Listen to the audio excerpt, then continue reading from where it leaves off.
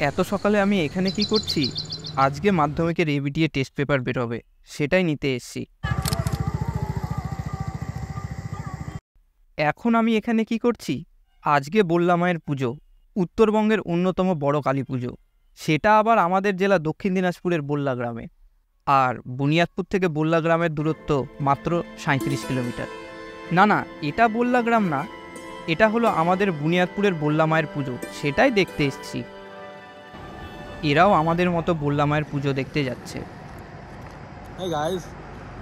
কথায় আছে পশ্চিমবঙ্গ সহ বিভিন্ন রাজ্য, এমনকি বাংলাদেশ থেকে লোক আসে এই বল্লা মায়ের পুজো দেখতে।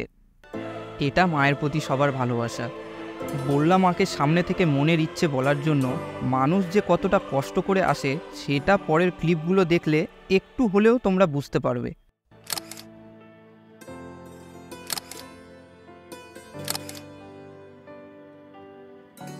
মন্দির এখনো অনেকটা দূর, তাতেই ট্রাফিক জ্যাম দেখো।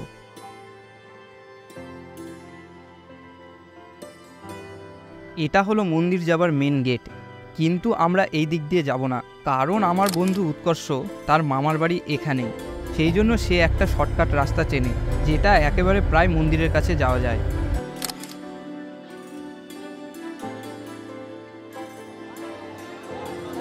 এখানে যে এত ভিড় হয় জানো কি?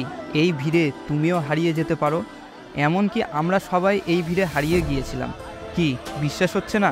তবে এটা শোনো।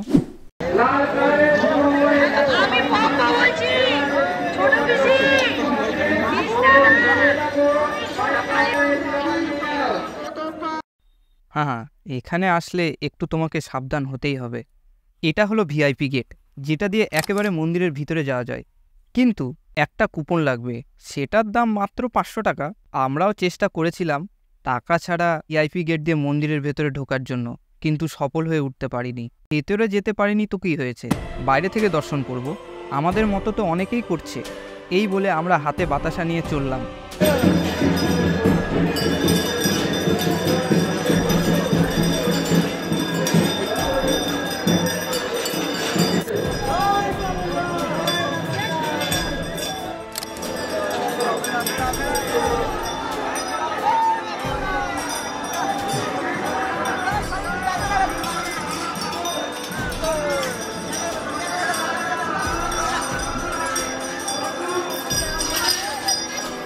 চলো এইবার বাড়ি ফেরার পালা। এইভাবে লোক ডাকছি কারণ আমাদের যে গাড়ির ভাড়া সবার একটু হলেও কম পড়বে। কিন্তু আমার যে মেলা ঘোরার আরও ইচ্ছে ছিল। আর আজকে দেখো আমার আবার ওইদিকে একটু কাজ পড়েছে। তাতে আমি মনে মনে একটু খুশি ছিলাম যে কাল মেলা ঘুরতে পারিনি, আজকে ফেরার পথে মেলা ঘুরবো। কিন্তু ফেরার পথেও আমি মেলাতে ঢুকতে পারিনি। মন খারাপ তো একটু লেগেছিল, কিন্তু ভাবলাম আজকে হয়তো আমার হাতে সময় হবে না, কোনো না কোনো দিন তো হবে, না হলে আসছে বছর আবার হবে। জয় মা বল্লা। চুরি করে নিয়ে এসেছে বাবার পকেট থেকে, বাবার পকেট থেকে টাকা চুরি করে নিয়ে এসেছে, আমাদের খাওয়াচ্ছে গাড়ি। Very beautiful.